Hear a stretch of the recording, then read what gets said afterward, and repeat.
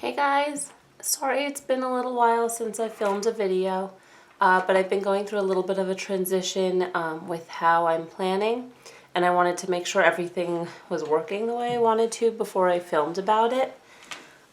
So I kind of moved out of my traveler's notebook. I went from this to a Hobonichi weeks.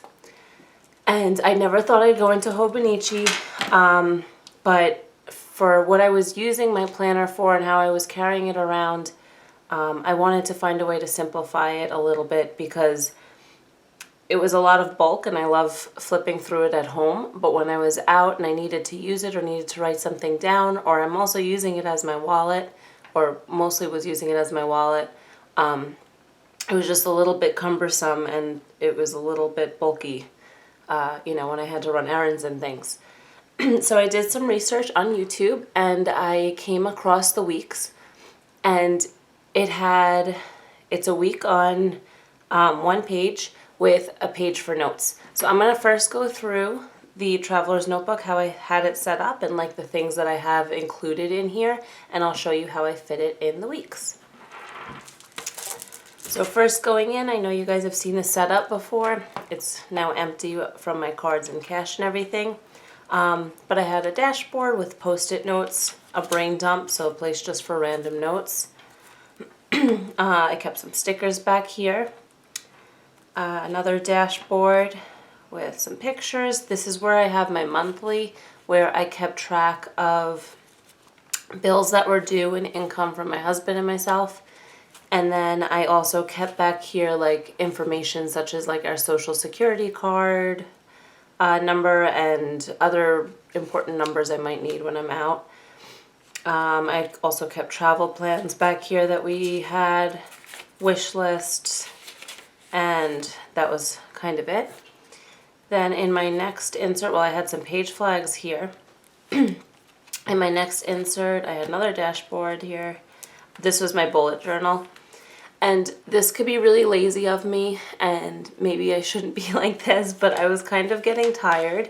Although I loved it when it was, when it was all planned out and everything, I was really getting tired of writing in the spread and decorating it. Like, it was just blank. So this is how it came. And what I would have to do is I'd write in each day. And if I didn't have the weeks planned far enough in advance, I would have to go to, I made this little forward planning kind of page, so I'd give myself some some extra days. If I had something coming up, I could put it in here and then I would transfer it over. But it became a lot, so I was really excited about the possibility of having something that was already dated. So that's another reason that I really enjoyed moving into the weeks. I had some more post-its back here, piece of vellum, dashboard. Picture, this is washi samples, and this folder I just kept stickers in primarily. I had a few receipts, but mostly stickers. This zip pouch, and then a journal, which I actually wound up not using. I know I said I liked having it with me, and it was fine, but I really wasn't using it that often. And the only time I was using it was to write down a few quotes, and you'll see where I'm doing that in here. So in the back, just note paper, and that was it. So a lot that can be trimmed down. A lot of it I bulked up because it was fun and I like making dashboards and things like that. But it definitely had room to be slimmer. So going into my weeks, what I have here, so before I go into this, I did order a custom cover for this from Vanderspec. It is hopefully going to be on its way any day now. I'll do a review of that when I get it. But it basically will contain card slots. It has a zipper pouch on it. It's the custom codex, and I'm super excited to get it. I think it'll be beautiful, and that'll allow me to use my planner inside of my wallet and add some extra storage for stickers and my cards and things like that. So this doesn't have a ton of storage right now because I am waiting for that. So in the inside pocket, I put just a clear the Target dollar spot sticker. I have some stamps and something from the Planner Society. When I get the new kit, I'll just change the Planner Society card in here. I have just a few Post-its if I need to put a Post-it on something or give somebody something. Then going in, there is the monthly overview, so you can see 2017, 2016, so the year past, and then 2018. And you could do any kind of tracking or just use it as a view there. This page, I haven't completely decided yet what I'm going to use it for. It's a year on one page.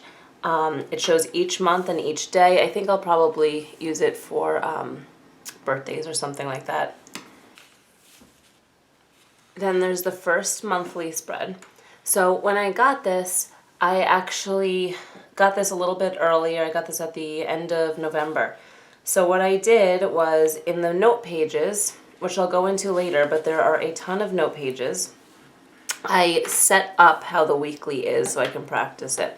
So I didn't have the monthly from November, but that was okay. I was kind of done with all the bills and everything I needed. So this is the first monthly. This is December. And here, just like I did in my other one, I keep track of bills, maybe important things like holidays. I keep my to-do list, my master to-do list that I was putting, where was I putting that?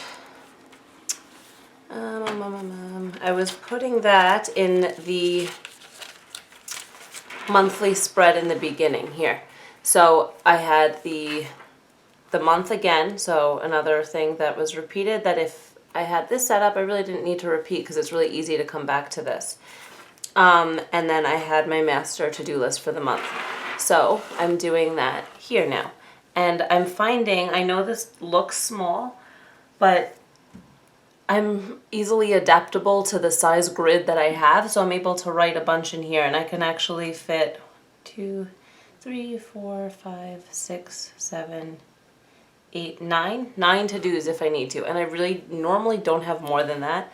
If I do, I can always put them here, and then I could have a total of 18 to-dos for the month, which I don't think I've ever had that many in the month, and that's been fine. And then again, I keep the income from my husband and I here on the side. Keep track of bills here. I could decorate it a little bit with my Planner Society kit.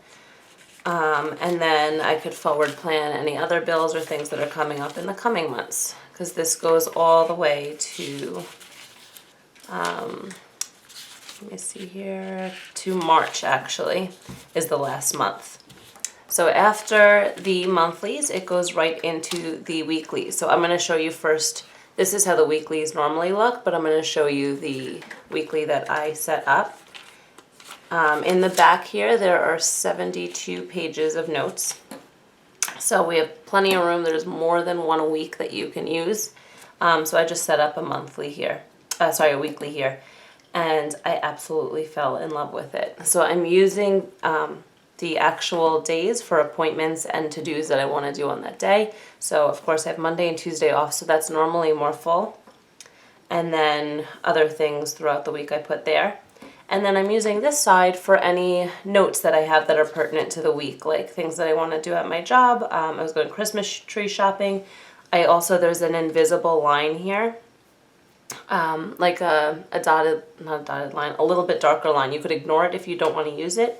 But I've been putting my shopping list on the side here, and that invisible line, I don't even need to go over it. I can kind of see, and that like blocks off my shopping list. So yeah, that was my first week in it. That was the 21st to the 27th of November, and then it started the actual weeklies. At the top here, it says, there's a lot in Japanese, like the quotes here are in Japanese. I obviously don't read Japanese, but it's really easy to ignore. It's faint, it's at the bottom. The week has the month here at the top, so it says 11. It says also November 2016, and it gives you the week, so this is the 48th week of the year. And also on the side here, it has the number 11, so for November. I'm able to decorate it a little bit. I'm putting my bills, I'm highlighting them. It's a lot easier actually for me to see my entire week on one page versus having it kind of written down or spread across 2 pages. It's just really, I'm finding it's really easy for me to have something that's pre-written and I can see everything at a glance. And it's also easy for me to keep the pertinent notes right alongside. And there's a ton of room here. I usually wind up not even filling it up. Like this wasn't filled in. And I just added a quote here.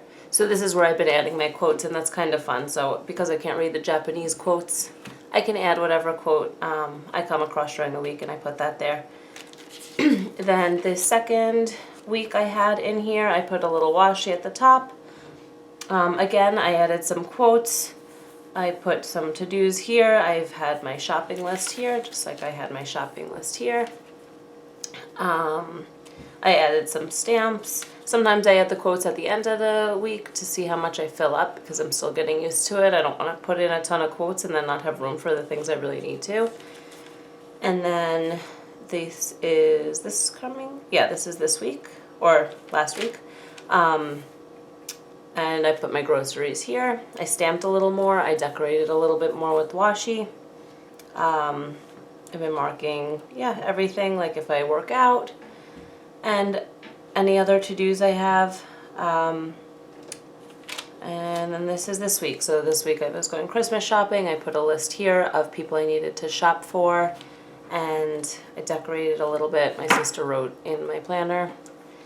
And I've been absolutely adoring it. So it comes with these 2 bookmarks, so I don't need any binder clips. I could put them on if I want, but right now I'm trying to use it just as is, and it's really easy to flip to the page. So if I have this here, I just open it here, and then this is open to my monthly. And then if I go all the way back, so this is how it continues. This is how a blank spread looks. I don't know if my camera will focus on that or if you can see that. There are also 2 little dots here on the weekly spread where you can split the page into 3 and separate different sections. Like I know people will do meal planning, to-dos, I don't know, workout, anything. You could split the page however you want. There's that darker line here if you can see it. And that splits a little column on this side. And it's really customizable. Like as planned out as it is, you can kind of use this for however you would like. And then that goes all the way until, where are we? Till the last week in December. So that the last day of this is December 31st of 2017. And then it goes into our note pages. So I just put a quote, sorry guys. I just put a quote here. There's an index here because the note pages are numbered. So you can write down things that you want to refer back to. And what I've been doing, because there's so many and I don't know exactly how I want to use them all yet, I've been using like notes that I'm okay with disposing of, like this weekly spread. I have Christmas lists here, notes I was taking on something here. And yeah, things that I could dispose of that I might not need to go back to, I'm putting them in the back and working my way forward. And then I'm not going to show you, but I have, going from the front to the back is my reference information. So the stuff that, like my social security number, my husband's social security number, prescription numbers, things like that, are in the front, things that I will refer back to. And I put this adorable tab that I got from Kimberly, so it's really easy to flip to. And there are a ton of note pages, all just grid paper. And it's numbered here at the bottom, all the way to 72. In the back, there's a bunch of Japanese stuff. I have no idea what it says. More Japanese, no idea what it says. But yeah, there's so few pages, it's really not that complicated. Oh, I think this is an age chart, I believe. I've read this somewhere. Like if you're born in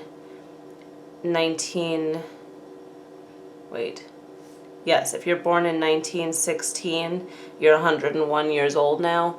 And it goes all the way to 2016. So if you're born in 2016, you're 1 year old, and so on. I could probably look these up. I don't really know what they are.